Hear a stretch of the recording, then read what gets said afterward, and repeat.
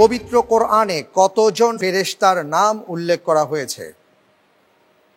ক 3 জন, খ 4 জন, গ 5 জন, ঘ 8 জন।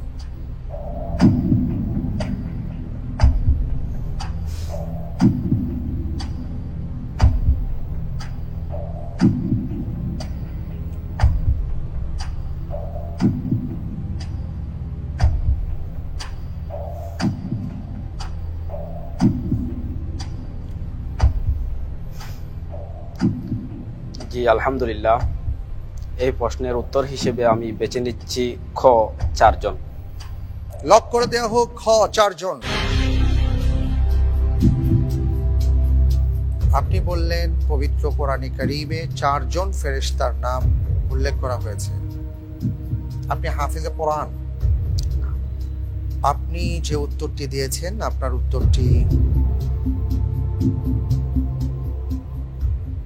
সঠিক হয়নি।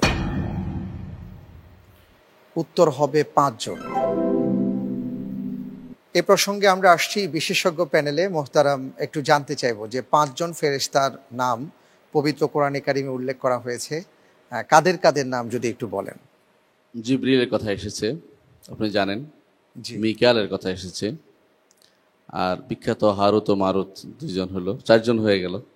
আরেকজনের কথা, এটাই হচ্ছে পরীক্ষার জিনিস, সেটা হচ্ছে অনেকে ভুলে যায়। মালিক, ওয়াকালু ইয়া মালিকু লিয়াকদি আলাইনা রাব্বুক ক্বালা ইন্নাকুম মাকিসুন। খাজানুন নার, তাকে অনেকে ভুলে যায়, এটা ভুলে যাওয়া যাবে না। ওনাকে সহ মোট 5 জন হয় আমাদের। অনেক ধন্যবাদ।